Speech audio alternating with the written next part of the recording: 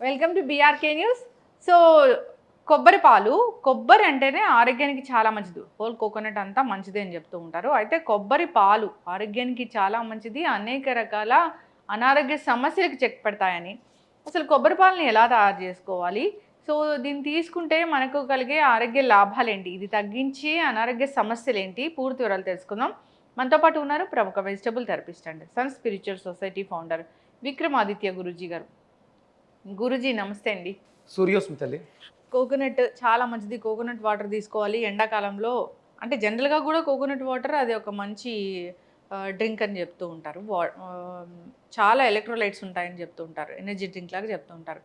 అయితే కోకోనట్ మిల్క్‌ని ఎలా తయారు చేసుకోవాలి? ఇది ఎవరు తీసుకోవాలి? ఏ టైంలో తీసుకోవాలి? ఆరోగ్య లాభాలంటే ఏంటి? కొబ్బరి ఉత్పత్తులు కోకోనట్ హ్మ్. అంటే సముద్ర తీర ప్రాంతాలలో, నదీ పరివాహక ప్రాంతాలలో విస్తృతంగా పండేటువంటి పంట హ్మ్. కొబ్బరి.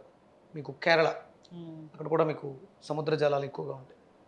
అలాగే మనకి అమలాపురం, కోస్తా, హ్మ్.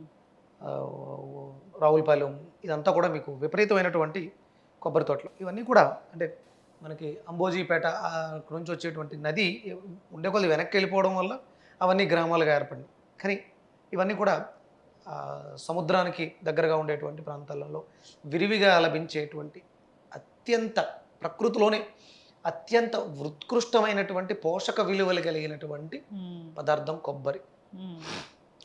అంటే నేను వెజిటేబుల్ థెరపీ గురించి మాట్లాడుతున్న ఈ 5 ఏళ్లలో కొబ్బరికి ఇచ్చినటువంటి స్థానం భాగ్యస్థానం, 9th హౌస్, భాగ్యం, పూర్వపుణ్య స్థానం అంటాం. అందుకనే భగవంతుడికి నివేదన కూడా చేస్తాం కొబ్బరిని.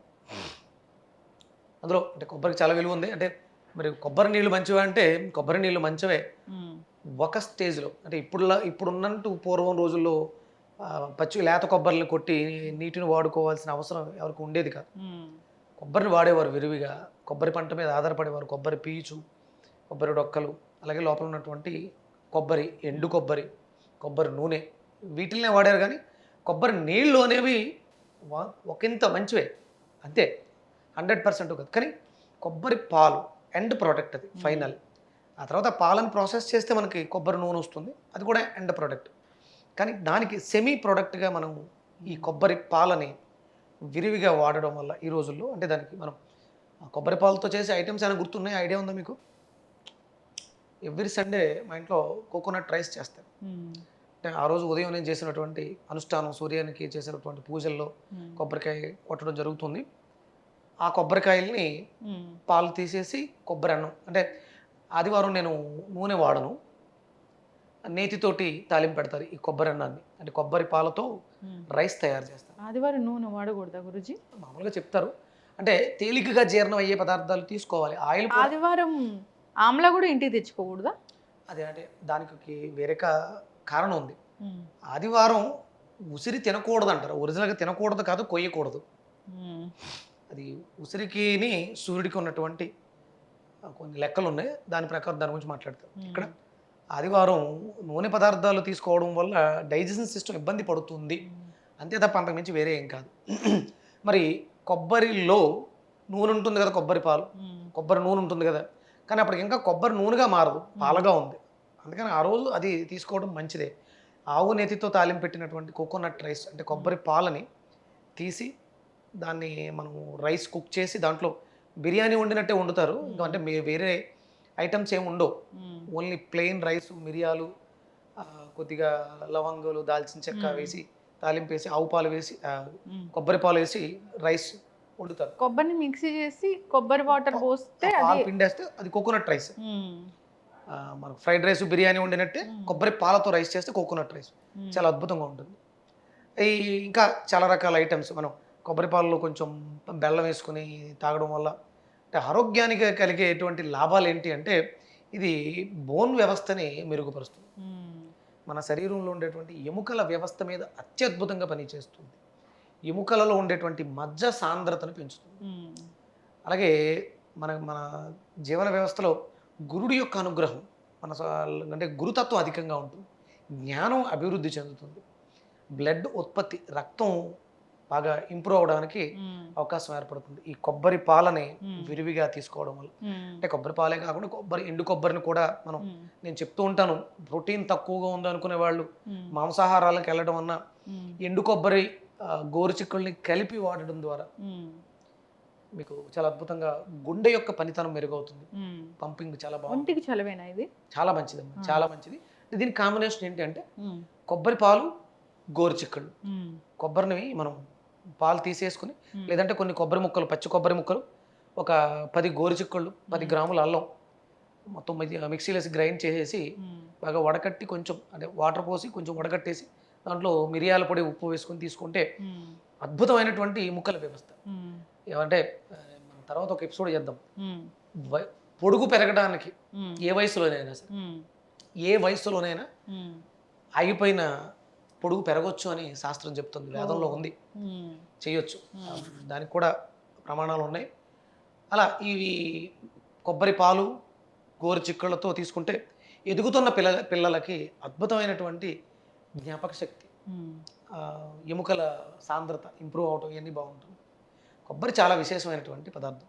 దాన్ని మనం బెల్లంతో కలిపి కొబ్బరి లౌజు చేస్తారు. కొబ్బరి కోరి తురివేసి బెల్లం పాకం పట్టి దాంట్లో వేసి ఉండలు చేస్తారు, కొబ్బరి ఉండలు. ఇది దంతాల పటుత్వాన్ని మెరుగుపరుస్తాయి. అంటే ఇప్పుడు మీరు పళ్ళు, పళ్ళు క్యావిటీ ఎలా ఉంది, పేస్ట్ ఏంటి, ఇవి మాట్లాడతారు. మీ పళ్ళు యొక్క సాంద్రత బాగుండాలంటే కొబ్బరిని విరివిగా తీసుకోవాలి. దేవుడు కొట్టిన తర్వాత ఒక చెప్పిస్తారు మనకి, దాన్ని మనం నమిలి తినాలి. దాంట్లో కావాల్సిన ఫైబర్ ఉంటుంది, అద్భుతమైనటువంటి ఆయిల్, ఫ్యాట్స్ ఉంటాయి, దాంట్లో గుడ్ ఫ్యాట్స్ ఉంటాయి. ఇవన్నీ అంటే చాలా రకాల. ఈ కొబ్బరితో మజ్జిగ కూడా చేస్తారంట గురూజీ. అంటే కొబ్బరి పాలని తోడు పెడతారమ్మా. కొబ్బరి పాలను తోడు పెట్టి దాని ద్వారా మనకి పెరుగు కూడా వస్తుంది, చేసుకోవచ్చు. ఇంకా చలువ చేస్తుంది. ఇంకా చలువ అంటే చలువ అని కాదు, సాంద్రత మారడం వల్ల క్లెన్జింగ్ జరిగి డిటాక్సిఫికేషన్ బాగా జరుగుతుంది. చలువ వేడి అనేది ఉండదు. మన శరీరంలో వ్యర్థాలు ఎక్కువగా ఉన్నప్పుడు యూరిన్లో కలర్ మారుతుంది. కొంచెం వాటర్ ఎక్కువ తీసుకున్నప్పుడు యూరిన్ ప్లెయిన్గా ఉంటుంది. వేడి చలవ అనేది ఎక్కడ చెప్తారంటే, యూరిన్ ఎల్లోగా వస్తే వేడి చేసింది, యూరిన్ సాఫీగా వైట్గా వస్తే చలవ చేసింది అంట. టాక్సికేషన్ లేదు అన్నప్పుడు వచ్చేటువంటి యూరిన్ ప్లెయిన్గా ఉంటుంది. మనం మార్నింగ్ లేచిన వెంటనే పోసే బయటికి విసర్జించేటువంటి యూరిన్ ఎల్లో కలర్లోనే ఉంటుంది, లైట్ ప్యాల్ ఎల్లో ఉంటుంది. మరి ఎక్కువగా ఎల్లోగా ఉంటే అనారోగ్యం ఏదో ఇబ్బంది పెడుతుందని మనం భావించాలి. నీళ్ళు ఎక్కువ తీసుకునే వాళ్ళకి యూరిన్ పలచగా ఉంటుంది, స్మెల్ లేకుండా ఉంటుంది. ఇది చలువ గుణం గురించి మాట్లాడుకుంటారు. కొబ్బరిలో చాలా ఇంకా చెప్పలేనన్ని విశేష గుణాలు చాలా ఉన్నాయి. కొబ్బరి పాలు అయితే రోజు తీసుకోవచ్చు. చక్కగా చెప్పారు గురుజీ. అంటే ఎవరైనా తీసుకోకూడదని ఉంటుందా ఇది? అలా ఏమి ఉండదమ్మా. డయాబెటీస్ వాళ్ళు కానీ కొబ్బరి నీళ్లు విరివిగా ఎప్పుడు పడితే అప్పుడు తీసుకోకూడదు, ఉదయమే తీసుకోవాలి.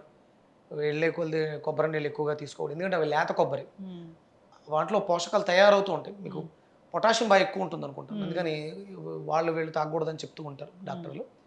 కొబ్బరి నీళ్ళ కన్నా కొబ్బరి చాలా విశేషమైనటువంటి ఫలితాలు. కొబ్బరి మిల్క్ చాలా మంచిది ఆరోగ్యానికి.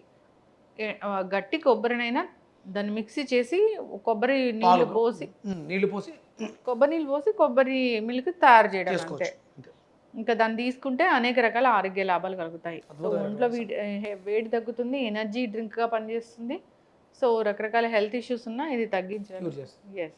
చక్కటి ఇన్ఫర్మేషన్ గురూజీ. అందరూ కూడా అలవాటు చేసుకోవాలని కోరుకుందామండి. ధన్యవాదాలు.